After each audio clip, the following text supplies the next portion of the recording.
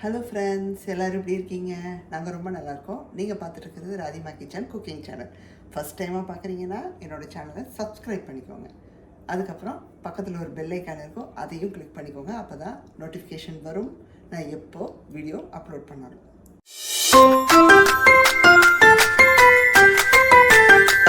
இன்றைக்கி எங்கள் வீட்டில் 2 சூப்பரான ரெசிபி பண்ண போகிறாங்க லஞ்சுக்கு.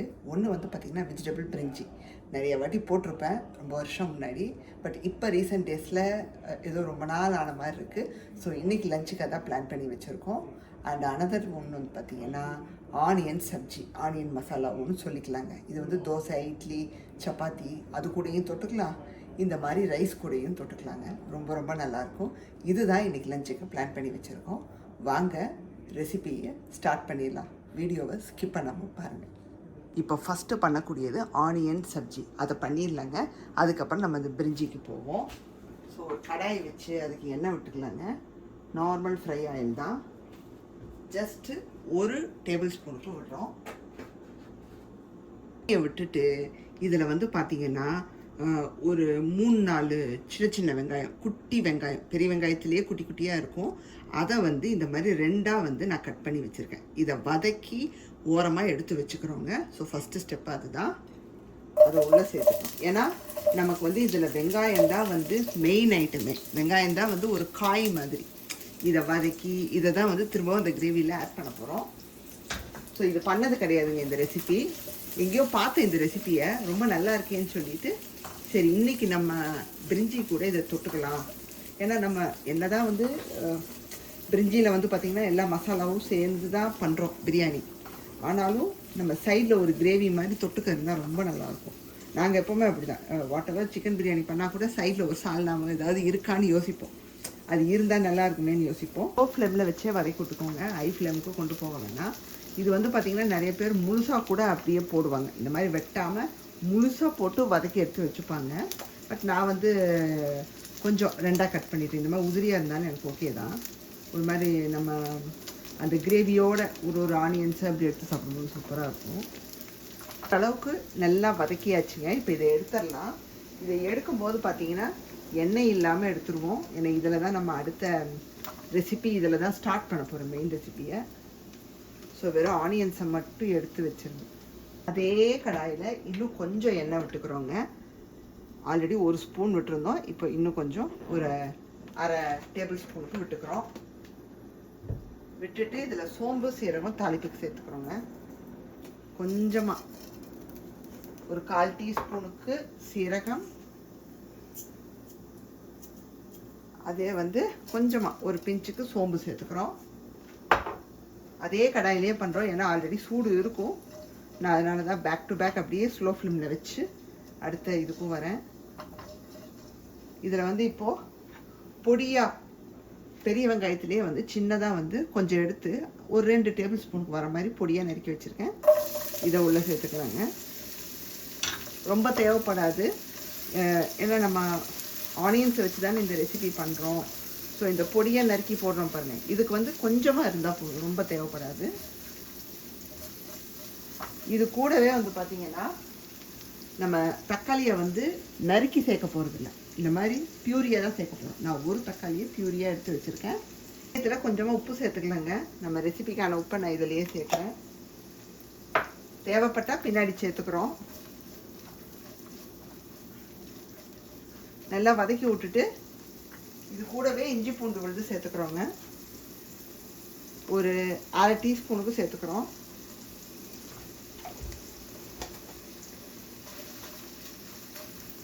ஸோ நல்லா பச்சை வாசம் போக வதங்கட்டுங்க. பூண்டு விழுதோட வாசம் போயிடுச்சுங்க. இப்போ தக்காளி பியூரியை சேர்த்துடலாம்.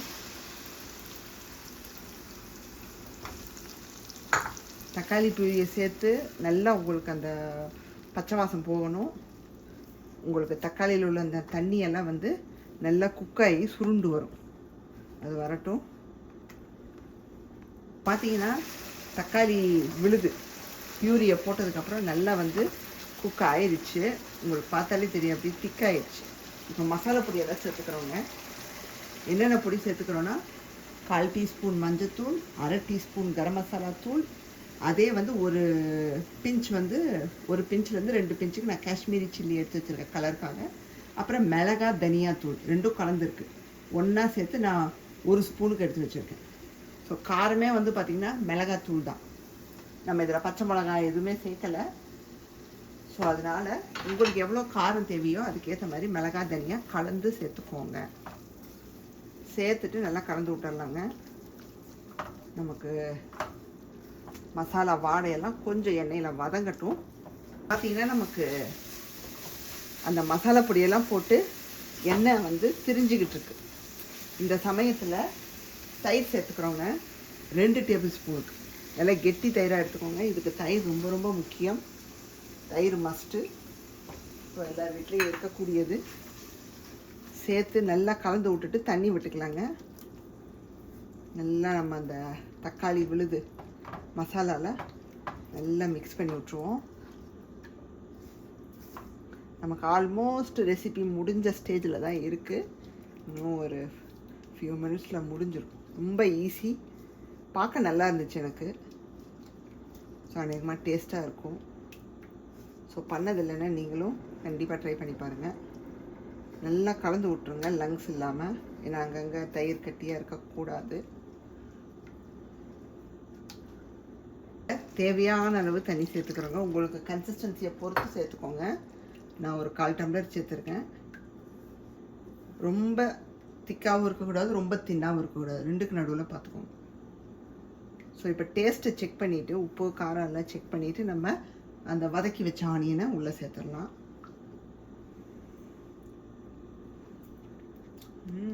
நல்லா இருக்குங்க. இந்த தயிரோட புளிப்பு காரம் சூப்பராக இருக்குது. இப்போது நம்ம தண்ணியெல்லாம் ஊற்றின பிறகு இதையும் உள்ளே சேர்த்துட்டு, ஏன்னா இது இன்னும் கொஞ்சம் குக் ஆகணும், நம்ம வதக்கி வச்ச அந்த இதையும் உள்ளே சேர்த்துடலாங்க. ஆனியன்ஸை சேர்த்துட்டு நமக்கு ஜஸ்ட் ஒரு என்ன சொல்கிறது, ஒரு 2-3 மினிட்ஸ்க்கு ஒரு கொதி வரட்டும். இன்னும் நல்லா கொதிச்சுக்கிட்டு இருக்கு. இப்போ திறந்து கலந்து விட்டுறலாங்க. எண்ணெயெல்லாம் அப்படியே வந்து லைட்டாக பிரிய தொடங்குது.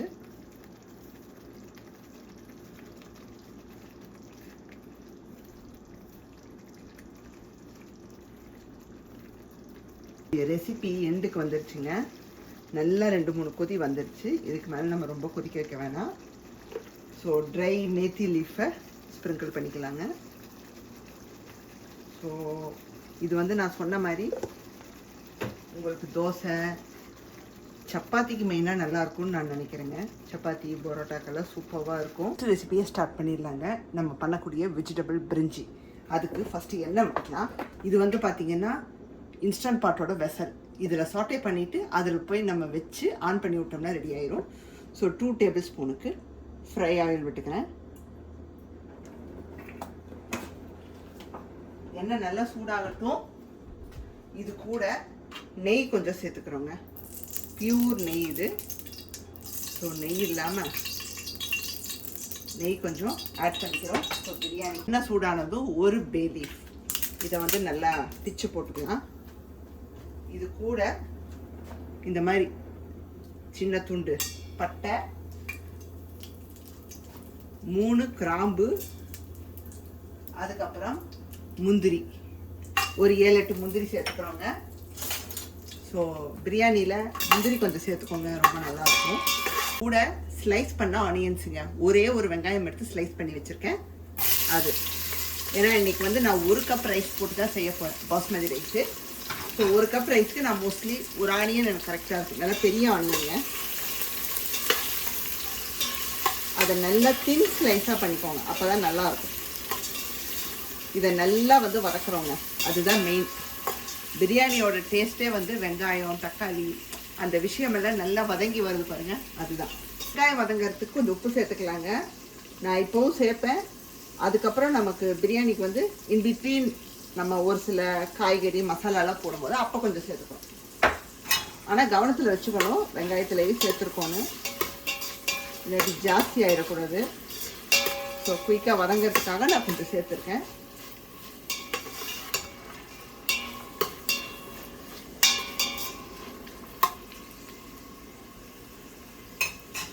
பூண்டு விழுது சேர்த்துடலாங்க. நல்லா வந்து 1 டேபிள் ஸ்பூனுக்கு சேர்த்துக்கும். அதுக்கு மேலே தேவைப்படாது. சேர்த்துட்டு இன்னும் நல்லா வதக்கி விட்டுப்போங்க.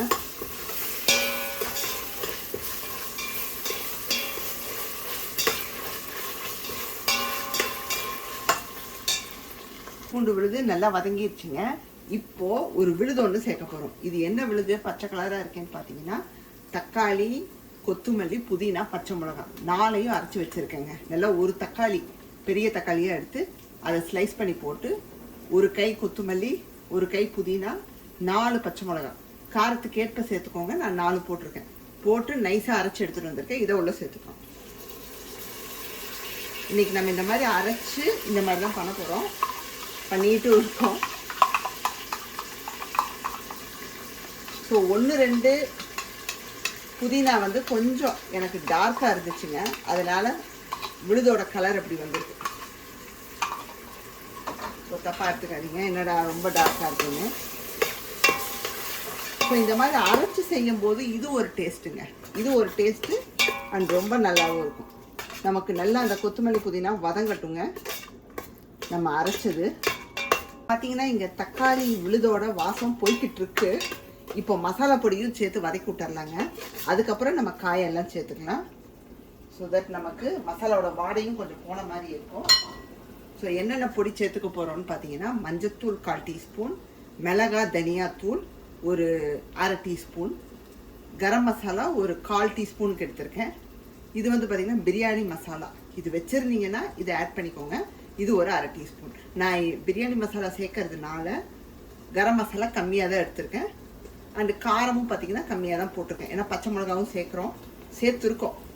நல்லா வந்து அரைச்சி சேர்த்துருக்கோம். ஸோ காரம் தூக்கலாக போயிடக்கூடாது, அதனால். ஸோ இதில் வந்து பார்த்திங்கன்னா உங்களுக்கு மிளகா தனியாத்தூள், மஞ்சத்தூள் இதெல்லாம் மஸ்ட்டு.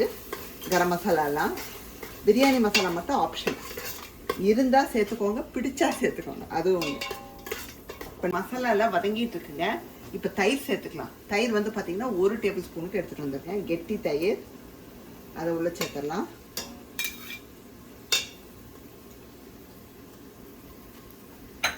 தயிரையும் சேர்த்துட்டு நல்லா கலந்து விட்டுடலாங்க. உள்ள மசாலா பார்க்கும்போது சூப்பராக இருக்குது.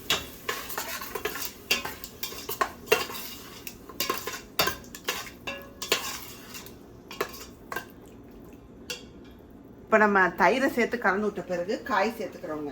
இங்கே பார்த்தீங்கன்னா நான் என்னென்ன காய் எடுத்து வச்சுருக்கேன்னு சொல்லிக்கிறேன். கொஞ்சமாக காலிஃப்ளவரு, ஒரு 4-5 பீன்ஸை இந்த மாதிரி கட் பண்ணி வச்சுருக்கேங்க. ஒரே ஒரு உருளைக்கிழங்கு எடுத்து அதை இந்த மாதிரி கட் பண்ணி வச்சுருக்கேன் க்யூப்ஸாக. அப்புறம் கேரட் நாங்கள் ரொம்ப சேர்க்க மாட்டோம். ஸோ கொஞ்சமாக தான் சேர்த்துருக்கேன். ஒரு பெரிய கேரட்டில் 1/4 மட்டும் எடுத்து கட் பண்ணி வச்சுருக்கேன். இது கூட ஒரு 2 டேபிள் ஸ்பூனுக்கு க்ரீன் பீஸ் எடுத்து வச்சுருக்கேன். ஸோ எல்லாத்தையும் உள்ளே சேர்த்துடலாங்க. ஸோ இந்த காய் போடுற விருப்பம் உங்களுக்கு தான். இதில் நம்ம சேர்த்த மாதிரியே எல்லா காயும் நீங்கள் சேர்த்துக்கலாம். இல்லை 1-2 எனக்கு இதில் வேண்டான்னு நினச்சிங்கனாலும் ஸ்கிப் பண்ணிக்கலாம். நாங்கள் இதெல்லாம் சேர்க்குறோம். ஸோ இந்த மாதிரி எல்லா காயும் சேர்த்து சமைச்சு சாப்பிட்றதே சூப்பராக இருக்கும் இல்லைங்க. நமக்கு என்னதான் வந்து சிக்கன், மட்டன், அந்த பிரியாணி சாப்பிட்டாலும் ஃப்ரெஷ்ஷாக இந்த காயெல்லாம் போட்டு சமைக்கும்போது இது ஒரு டேஸ்ட் இல்லைங்க. நல்லா கலந்து விட்டுட்டு மேற்கொண்டு கொஞ்சம் உப்பு சேர்த்துக்கலாங்க. நம்ம கம்மியாக தான் சேர்த்தோம். இனி அடுத்து தண்ணியை ஊற்றி நம்ம குக் பண்ண வேண்டியது தான். நீங்கள் தக்காளியெல்லாம் அரைச்சி வச்சுக்கிட்டிங்கன்னா ஈஸியாக முடிஞ்சிடும் இந்த ரெசிபி. ஸோ ஒரே மாதிரி தக்காளியை நம்ம வதக்குறோம். ஒரு டைம் இந்த மாதிரி அரைச்சும் பண்ணி பாருங்கள். நல்லா கொஞ்சம் அந்த மசாலாவில் கொஞ்சம் இதாகட்டுங்க. ஒரு 1 மினிட்டுக்கு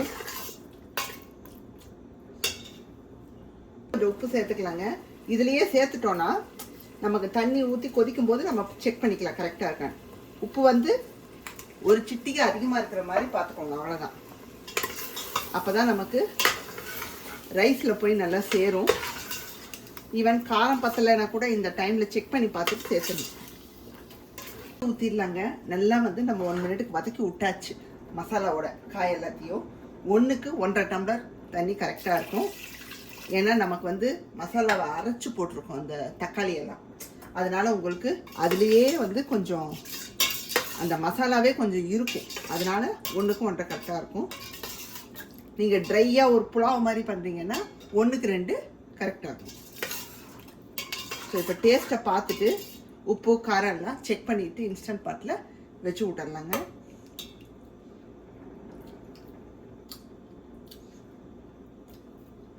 நல்லா இருக்குங்க, மாதிரி சூப்பராக இருக்குது.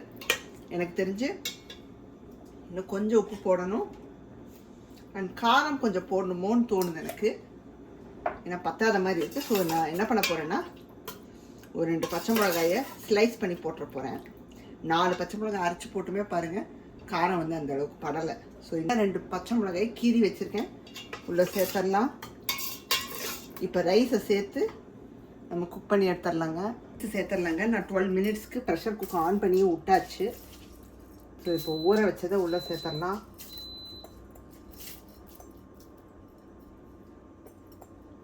நல்லா கலந்து விட்டுடலாங்க. கலந்து விட்டுருவோம்.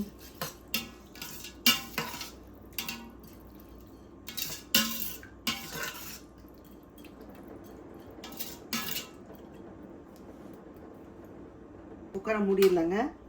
நல்லா கலந்து விட்டாச்சு. மூடிட்டு விசில் வந்து க்ளோஸ் அந்த பக்கம் இருக்கணும். இப்போ வந்து பார்த்தீங்கன்னா 12 மினிட்ஸ் ப்ரெஷர் குக்கில் வச்சாச்சு. 12 நிமிஷம் கழிச்சு பார்த்தீங்கன்னா சூப்பரான ஒரு வெஜிடபிள் பிரிஞ்சி ரெடி.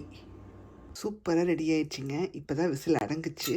நான் திறந்து ஷஃபிள் பண்ணி விட்டேன். பாருங்கள், அடி பிடிக்கவே இல்லை, அவ்வளோ சூப்பராக உதிரி உதிரியாக வந்திருக்கு. ஸோ பார்க்கவே வந்து சூப்பராக இருக்குங்க. பாருங்கள், வாவ். ஸோ இப்போ சுட சுட சாப்பிட வேண்டியது தான். இன்றைக்கி பண்ண இந்த 2 ரெசிப்பியும் சூப்பராக வந்திருக்குங்க. நாங்கள் சாப்பிட்டே முடிச்சிட்டோம். அந்த ஆனியன் சப்ஜி எல்லாம் ரொம்ப சூப்பராக வந்திருக்குங்க. ஃபஸ்ட் டைம் நான் பண்ணுறேன், டேஸ்ட்டும் பண்ணுறேன், ரொம்ப நல்லா இருக்குது. அண்ட் வெஜிடபிள் பிரிஞ்சியும் டேஸ்ட்டு சூப்பராக இருக்குது. கண்டிப்பாக ட்ரை பண்ணி பாருங்கள். இன்றைக்கான வீடியோ உங்களுக்கு பிடிச்சிருந்தா மறக்காமல் ராதிமா கிச்சனை லைக், ஷேர் அண்ட் சப்ஸ்கிரைப் பண்ணிடுங்க. பெல் ஐக்கானையும் கிளிக் பண்ணிடுங்க. உங்களை வேறொரு வீடியோவில் சந்திக்கிறேன். பாய், see you soon.